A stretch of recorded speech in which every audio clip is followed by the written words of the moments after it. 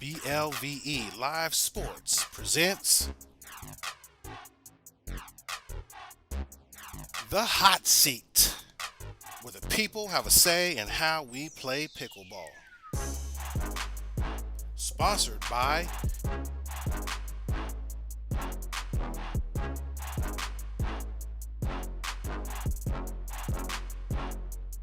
hosted by today's guest,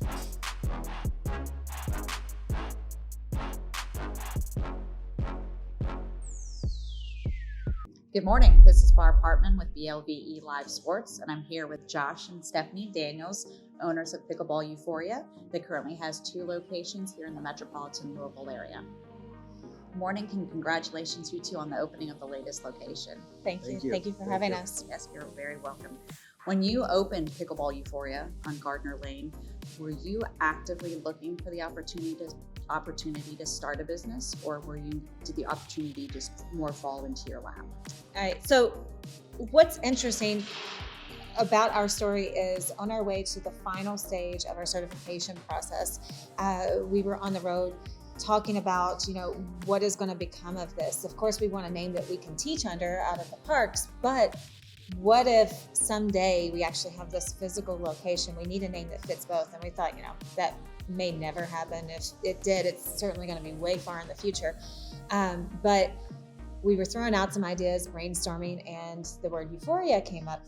Euphoria has a dual meaning, one of them being an extreme state of happiness, which is certainly how we all feel when we're on the court, or even just in anticipation of getting to the court.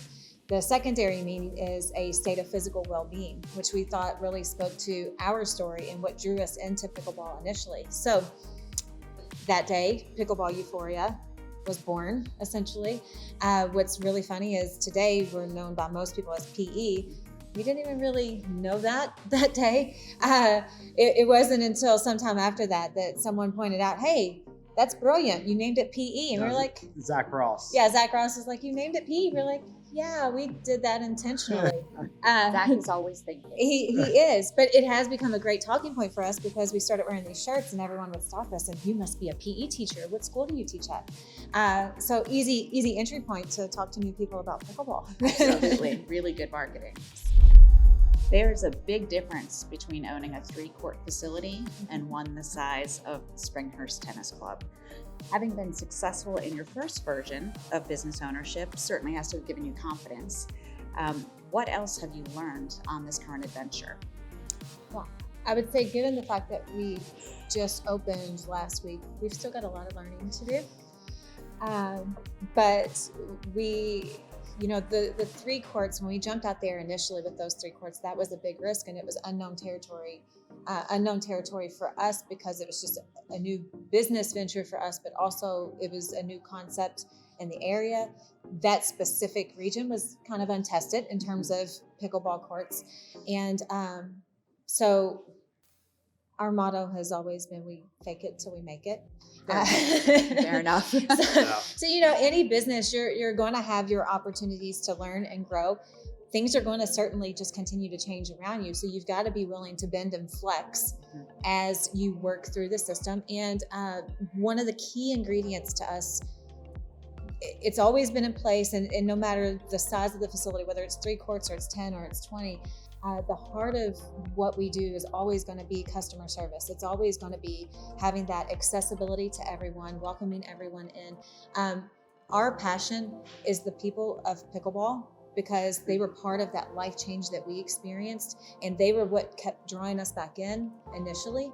Because there were some days when we would have a terrible day on the court, but we still loved the people. They kept inviting us to come back. So that's a passion for us. We want everyone who comes in our door to feel like it's home and to feel like they're welcomed and they're wanted. And because of that, we have created so many tremendous relationships. It's not really too difficult to come to work every day and work really hard when you get to be around people who are coming in with a smile on their face, ready to have a great time. So it's not too rough when you get to be around people like that every day. So as a Pickleball Euphoria customer from the beginning, one area that I think really exemplified your customer service was at the original location. It was quickly noticed that sound was a problem, right? It was very loud in the gym.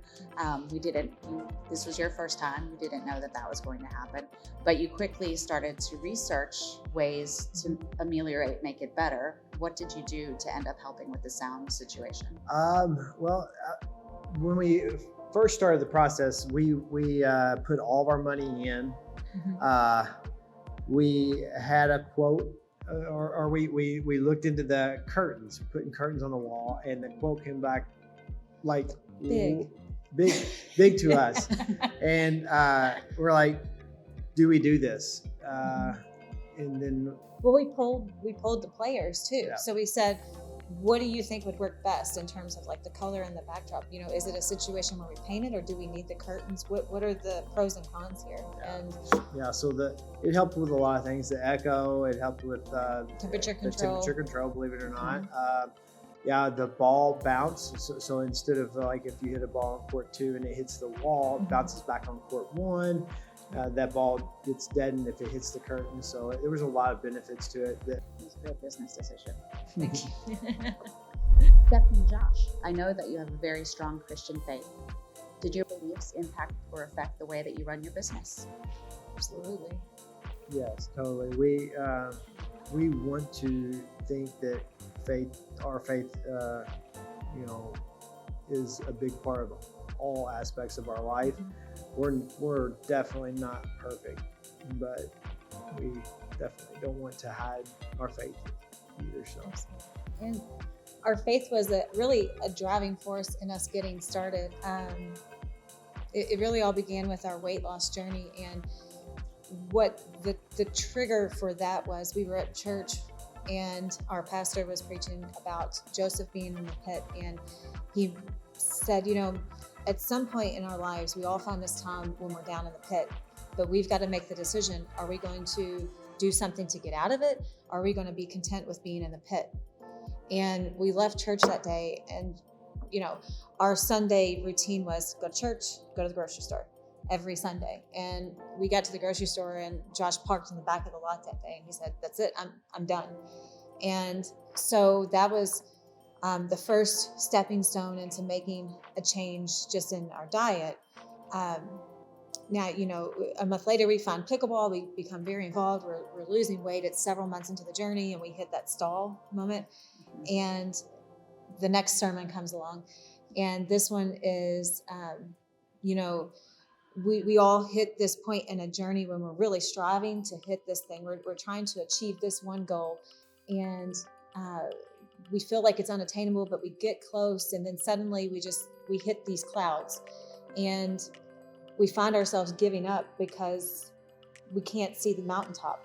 It's just on the other side, but the clouds really skew our view, and we think it's just unattainable. And so we give up and we turn back. And I remember that being that next kind of trigger or nudging point to say, okay, don't give up. We're so close. You got to keep in that journey.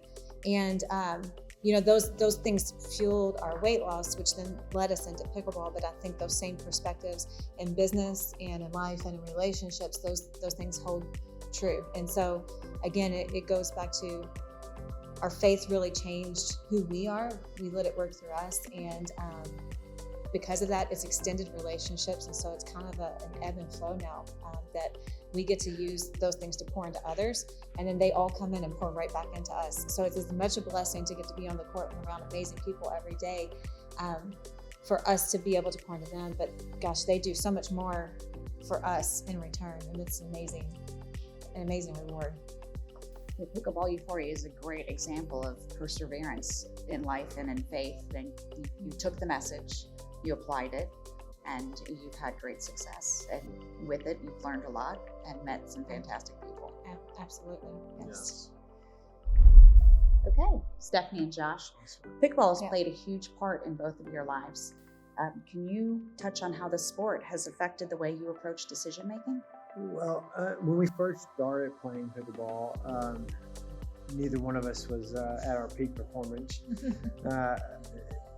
I think as we developed in our game and got more confident, I think some of that confidence is where, we're using that in our business decisions as well.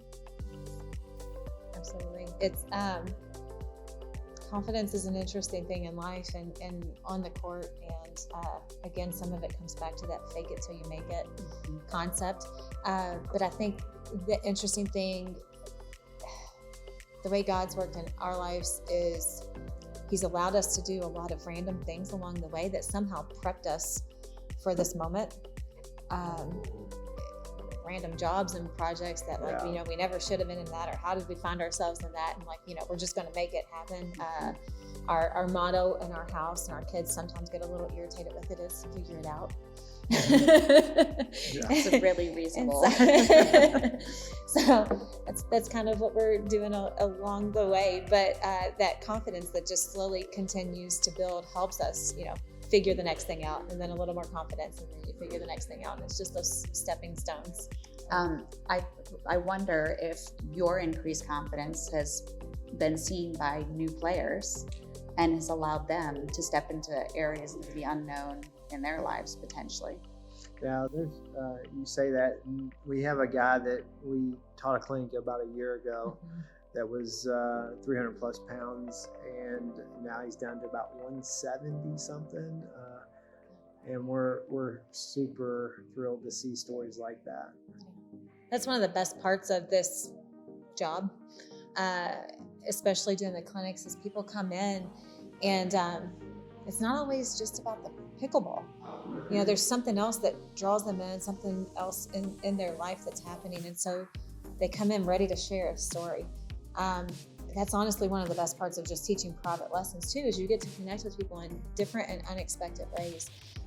And so again, that's just a real exciting piece of it, just a blessing to us to see that side of someone's journey.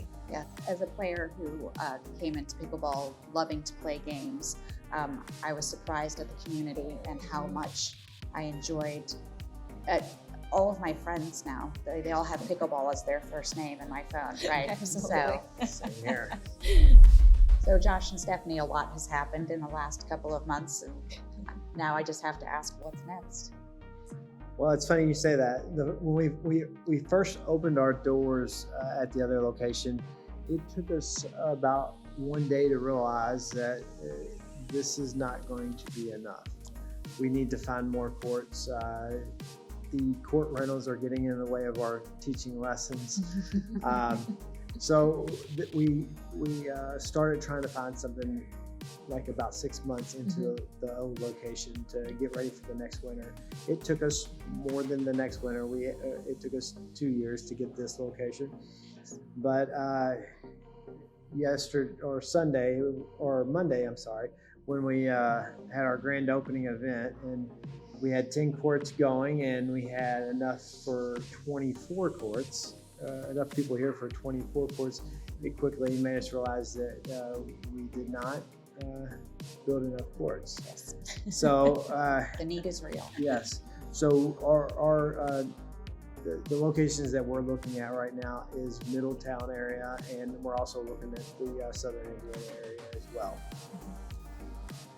Yeah, we have a lot of hopes and dreams about some unique special programming and things we'd like to do, and we've had those dreams for quite a while, but we've had to kind of push them on the back burner because we don't want to implement too much at the expense of just letting players get out there and play, especially during the cold months, because there's just such a need and a shortage of courts in town. So yes, grand opening day was quite exciting. And quite busy. So much fun to see that. But, it also paints a picture when you have 72 people show up before 6 a.m. to play pickleball.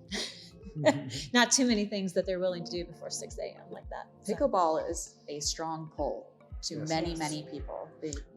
The mental health of pickleball is just second to none. You get the benefit of being out off the couch and not eating chips, but you also get the benefit of experiencing life with so many good people as well. Okay, Stephanie, so if people want to get started here at Pickleball Euphoria, how do they go about doing that? So with the launch of PE Springhurst, our second location, we do still have our flagship location, PE Gardner View, open for booking. 3 indoor dedicated courts there, the 10 indoor dedicated courts here at PE Springhurst. To stay connected to both facilities and all the things that are happening at PE, www.pickleball.euphoria.com. That's your first and greatest resource. We're also on social media if you follow us on Facebook. Also, for players who are just looking to get connected to a community, we've started some group chats inside of the Team Reach app that are level specific, and this has been a phenomenal tool over the last year or so to help players find their new community. So we love to see that connecting point has really grown and extended, and so many little groups have just flourished in the market for that. So all those connecting points are great places to start. Clinics, we have clinics of multiple levels. Private instruction is available. Of course, our tournaments and some other special events, all of those things will continue to happen and will continue to grow here at PE. Again, we're always super thankful for our community and their engagement and their support and encouragement. And we're here for them, and we're thankful that they've always been here for us. Thank you so much for joining us in the hot seat today. We look forward to seeing you the next time.